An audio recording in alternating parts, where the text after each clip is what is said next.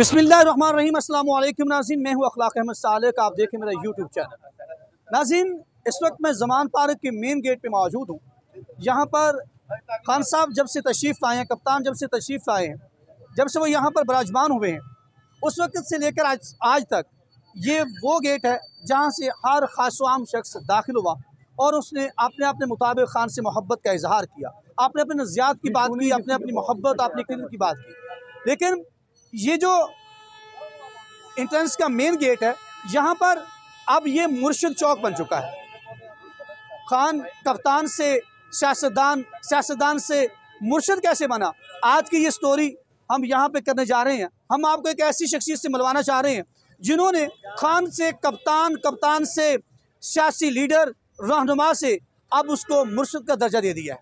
मुझे यूँ महसूस होता है कि आने वाले दिनों में कहीं यहाँ रूहानी कोई बड़ा जो है वो खानगाह न खुल जाए।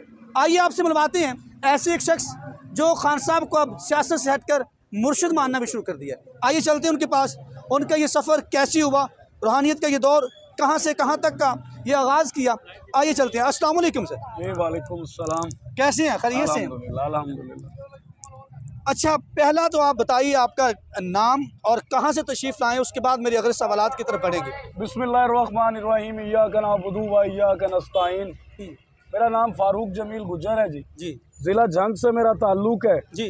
और पीटीआई का मैं 15 साल बाद पहली दफ़ा जी ज़िले जंग का नायब सदर बना।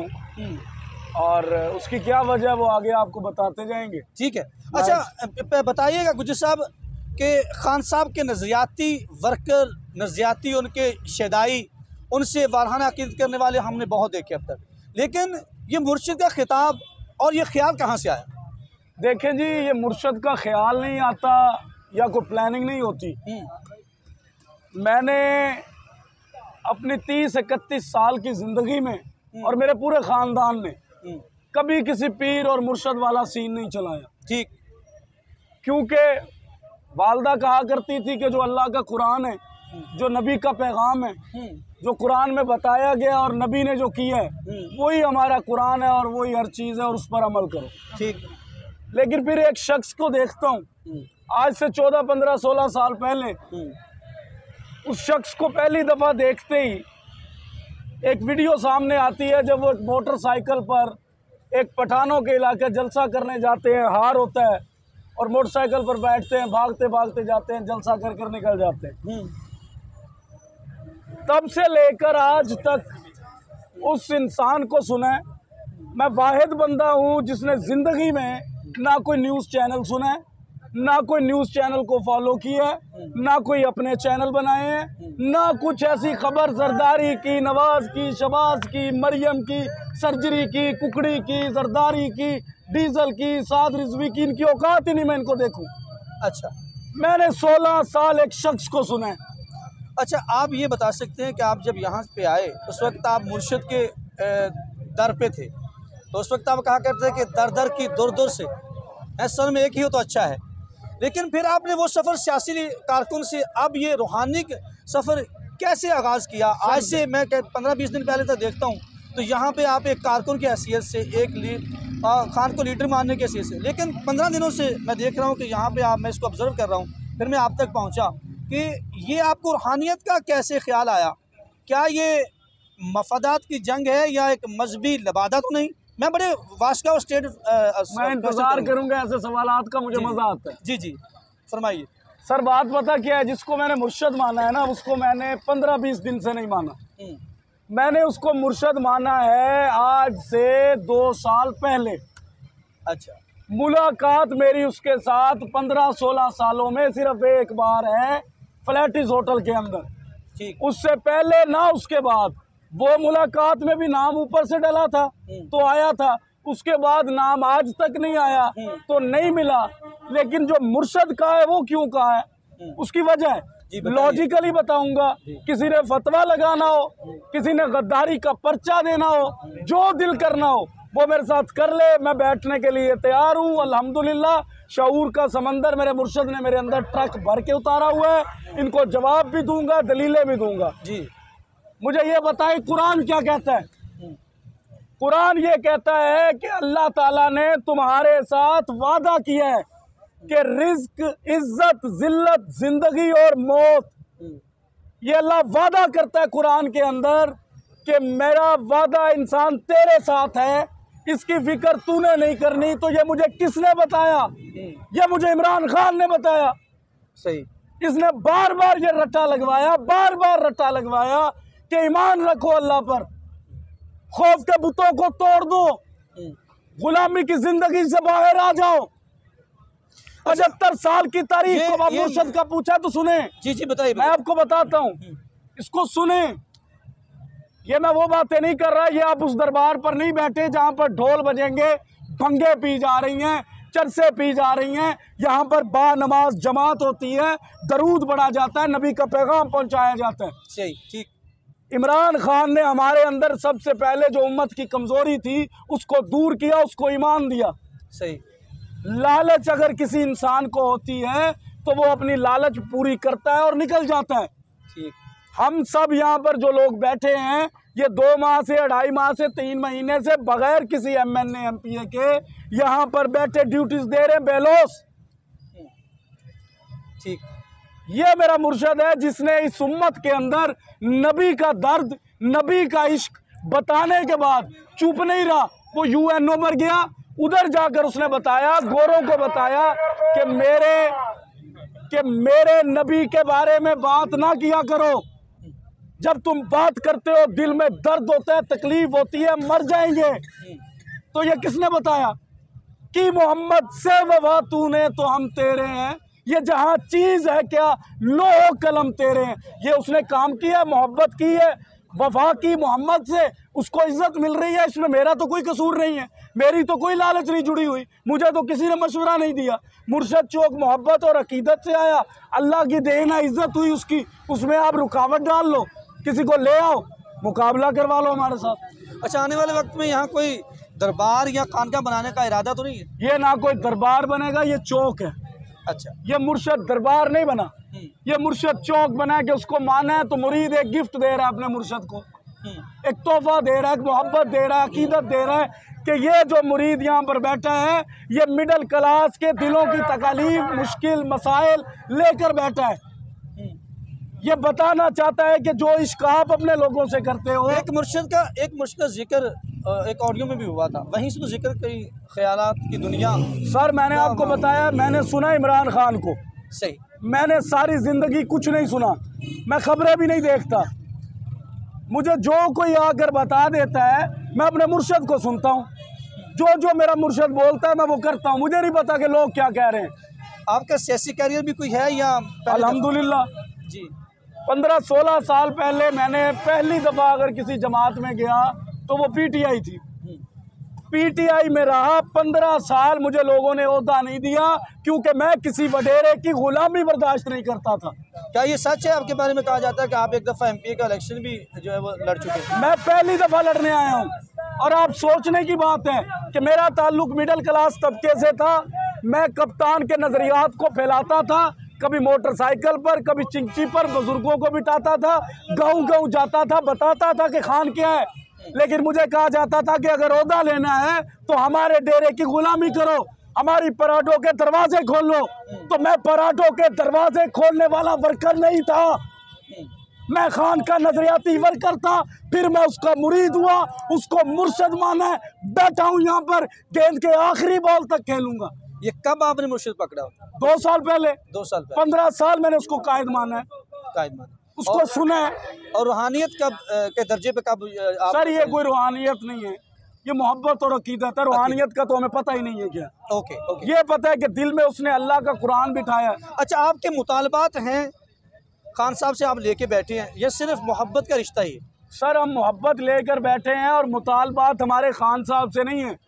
हम मेरे लिए और मेरे मिडिल क्लास तबके के लिए, मैं आपको मिसाल से समझाता हूँ कि इमरान खान हमारा मुर्शद हमारे लिए एक फेसबुक है और हम सब मिडिल क्लास तबका मैसेंजर है, उसके मैसेंजर हैं। अब मैसेंजर का काम क्या होता है कि वो फेसबुक को पैगाम भिजवाता है।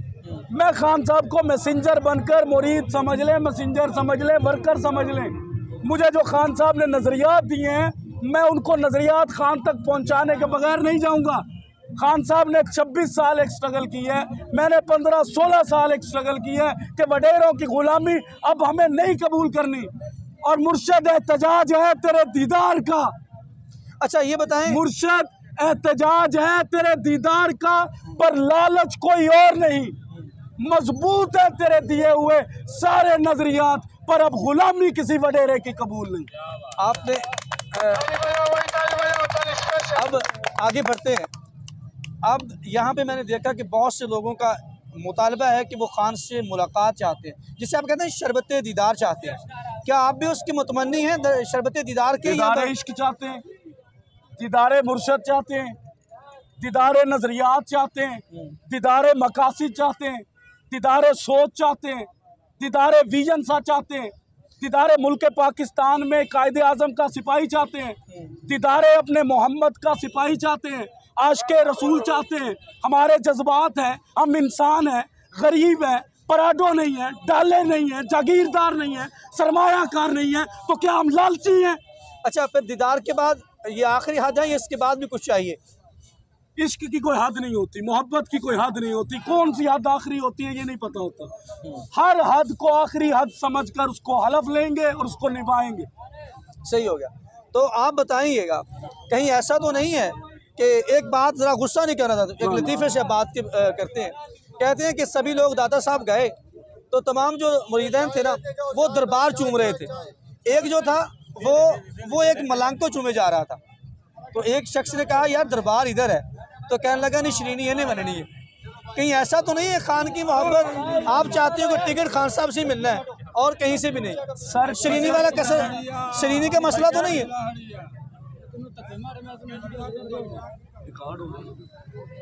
हाँ हाँ हाँ कोई बात, आप पानी पिए पानी।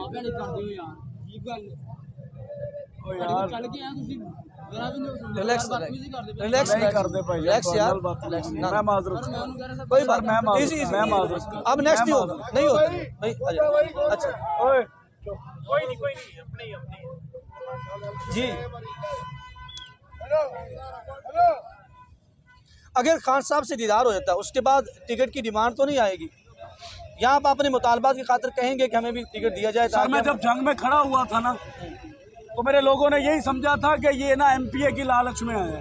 मेरा पहला सवाल आपसे, आप भी एक मिडिल क्लास तबके से, ये लालची और लालच का लफ्ज़, ये इंतशार का लफ्ज़, गद्दारी का लफ्ज़, ये सिर्फ मिडिल क्लास के लिए कि अगर हमारा दिल करता है तो वो लालच है। तुम लोग बूढ़े हो गए हो, गर्दनें तुम्हारी घूम गई हैं, जोड़ तुम्हारे नहीं मिलते, व्हील चेयर तुमने पकड़ी हुई हैं, 4-4 पार्टियों से भगोड़े बनकर अब तुम खान की टिकट लेने आ गए हो। हम लालची हैं तो है लालची। मिडिल क्लास तबका, मेरे बाप ने, मेरे बाप के बाप ने, मेरे मिडिल क्लास के तबके के बाप ने क्या जुर्म किया है? इस पाकिस्तान को बनाने में सबसे बड़ा कौन किरदार अदा करता है? मिडिल क्लास तबका। अगर वो चाहता है कि मेरा बाप इसको पानी देता रहा है, मेरा बाप इसकी रखवाली करता रहा है, तो अब जब फल लग गया है तो वो फल वो क्यों लेगा जो पराठों में बैठ कर आएगा? बिल्कुल सही। अच्छा, इसका मतलब है कि आप पीटीआई के प्लेटफॉर्म से मुंतखब होकर मिडिल क्लास की नुमाइंदगी करना चाहते हैं? मैं मुंतखब होने से पहले करूँगा इंशाअल्लाह ताला। पाकिस्तान की तारीख बताएगी कि मुर्शद चौक के अंदर किसी मुरीद ने अगर मुर्शद से मोहब्बत की, अकीदत की, एक सियासी कायद को मुर्शद माना, तो वह मुर्शद चौक पर एक तारीख रकम करके जाएगा, जिस तारीख का मकसद ये होगा कि इस दलेर बाप के बच्चे ने दलेराना सलाहियतों के साथ अल्लाह के कुरान को सीने में रख के हलफ उठाकर ये अज़म किया था अल्लाह से कि मैं जब कामयाब और कराऊंगा जब मेरा मिडिल क्लास तबका कामयाब होगा। तो ज़रा आप बता सकते हैं डंके की चोट पे वो कौन कौन से जागीरदार आपके हल्के से जिसके खिलाफ आपने उनके जुल्म देखे और आज आप ये अलम उठाए बैठे हैं यहाँ? भाईजान ये मेरे जंग की बात नहीं है, ये मेरे पाकिस्तान की बात है। जहाँ से आगाज़ होता है, आगाज़ तो मेरा आगाज़ में तो बड़ी बड़ी शख्सियतें आई हैं, वो अब इलेक्शन लड़ भी नहीं रही और लड़ भी रही हैं। जो लड़ रही हैं उनमें से मैं आपको क्लियर कट बता दूं, क्योंकि मैं हक पर हूँ, मुझे डर खौफ नहीं है। मेरे बूथ मर गए हैं सारे, मेरा लोग क्या कहते हैं इस जुमले से ताल्लुक ख़त्म हो गया है। मुझे नहीं पता कि लोग क्या करेंगे क्या कहते हैं, मुझे इतना पता है कि हक बताना है कि जब भी कभी ज़मीर के सौदे की बात हो तो डट जाओ हुसैन के इनकार की तरह। मैं डट गया हूँ, सारे जो आज टिकट लेने वाले हैं जंग से, सारे के सारे मारूसी सियासत पर, मफादात की सियासत पर और जात की सियासत पर आना चाहते हैं। उनको कोई कौम से प्यार नहीं है। अगर इतने बड़े जज्बात के साथ इतना बड़ा आपने काम कर रहे हैं आप यहाँ पे, अगर आपको कल टिकट नहीं मिलता, खान साहब आपको कहते हैं कि आप खान झाड़ू दे दे, नहीं, खान झाड़ू दे मुझे, खान डंडा दे मुझे, खड़े रहेंगे, लेकिन दे मुझे डायरेक्ट। बीच में ये पॉजिटिव नेगेटिव वडेराइज्म पराठो डाले माले ये मैं नहीं चलने दूंगा। ओके मुझे डायरेक्ट ऑर्डर करे खान। मैं आगे से अपने मिडिल क्लास तबके को कहूंगा मुझे चुने, इनमें से किसी को चुने। हम क्यों नहीं ऊपर आ सकते? हम कमजोर हैं, दो हाथ नहीं है, सिर्फ मखलूकात नहीं है, फरिश्तों से बरतर नहीं है, मोहम्मद से प्यार नहीं करते, उसके उम्मती नहीं है। ला इलाहा का फलसफा तुमने हमारे अंदर डाला है, डट गए हैं, पीछे नहीं हटेंगे भाई। आपके तमाम नज़रियात से आपने आगाह किया। अच्छा, जब यहाँ से तमाम जो मामलात हैं वो हल हो जाए, इलेक्शन की तरफ चले जाएंगे, तो क्या ये जो जगह है ये कब्ज़ा माफिया वाली अंदाज में आप इस पे अपना कब्जा तो नहीं जगाएंगे आने वाले वक्त में? सर देखें, जिस दिन मुर्शद इजाज़त दे देगा कि बेटा इसको खाली कर दो, सही खाली कर देंगे। और अगर मुर्शद के बरखिलाफ आकर कोई कहेगा कि इसको खाली कर दो, इसको ख़त्म कर दो, तो फिर ये मुर्शद चौक में से ऐसे फौजी पैदा होंगे जो इंशाअल्लाह ताला उस घर को, उस राइवेड को, उस जरदारी हाउस को, जिसका भी हाउस होगा, फिर मुर्शद चौक नहीं गिरेगा, फिर हर वो घर गिरेगा जो इस मुल्क का आज तक नुकसान करता है। अच्छा गुजर साहब, आप जरा एक सवाल, आज का एक तल्ख सवाल जो आज की बड़ी आपके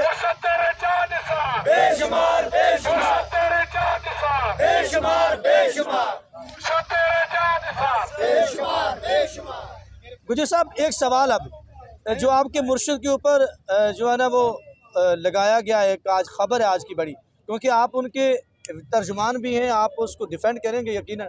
जो मुफ्ती सईद ने इमरान खान साहब के 2 निकाहों की बात की है कि 2 दफ़ा निकाह किया, इद्दत में पहला निकाह किया जो कि ना था, उसके बाद फिर दोबारा निकाह किया गया। आप उस बारे में क्या मौक़िफ़ रखते हैं? मुफ्ती सईद को आप क्या पैगाम दें? साहब के अपने निकाह चेक करें, अपनी करतूतें चेक करें, अपने हरकत जो आज तक आप करते हैं पहले उसका मवाजना लाएं, उसकी फाइल उठा कर हरकत उनकी वो भाईजान ये मुफ्ती हो ना, कोई मुफ्ती होकर आप अमाल का दावा आप गिनवाए ना कोई लॉजिक से। एक मुफ्ती, सारे मुफ्ती जो आज तक ये बात क्यों नहीं की? सभी की बात बाद में होगी, अभी मुफ्ती सईद साहब की मुफ्ती सईद से ये पूछो कि मुफ्ती साहब, मैंने पहले कहा था कि दाढ़ियां रख लेने से, पगड़ियां सजा लेने से मुफ्ती बनकर दीन की ठेकेदारी नहीं मिलती। ये झूठ बोलना, अगर ये तुमने काम किया, अगर ये 2 नंबरी थी तो तुम इसमें मुलव्वस क्यों हुए? ठीक। और अगर हो गए तो उसी टाइम क्यों नहीं बोले? आज जब सारी जमातें, सारे चोर, सारे मफाद परस्त, सारी ताकतें अमेरिका से मदद मांगकर इमरान खान को बाहर निकालना चाहती हैं, तो आज ये खबरें बाहर निकलेंगी तो किरदार कशी है मेरे मुर्शद पर। जितने मुफ्ती साथ मिलाने हैं मिला लो, जब अल्लाह इज्जत देता है फिर कोई किरदार कशी नहीं कर सकता। ये नून लीग का वतीरा है, ये नून लीग का सिपाही मुफ्ती है। सही, ये उसके खाने पर चलता मुफ्ती। अगर ये अल्लाह के ईमान पर चलता होता तो ये उस टाइम बोलता जब ये गुनाह हो रहा था। आप किरदार की बात करें, आपके पास किरदार की कोई सबूत है कि आपने किरदार पे आपने उनके किरदार पे? भाई सबसे बड़ा किरदार यही होता है आपके दीन का। अगर आपने कोई पैमाना लगाना है ना, कोई पैमाना लगाना है तो दीन का पैमाना यही होता है कि अगर मेरे सामने गलत काम हो रहा है तो मैं उसको उसी टाइम कहूँगा नहीं मेरे अंदर दीन है।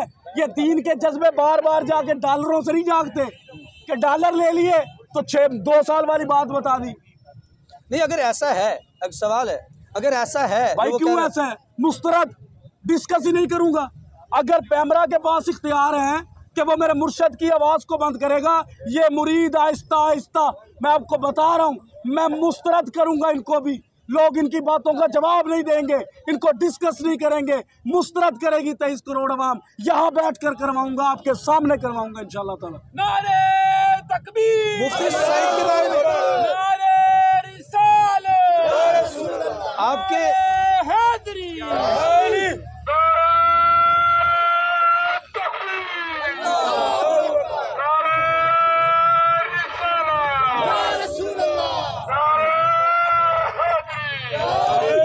Muchacho!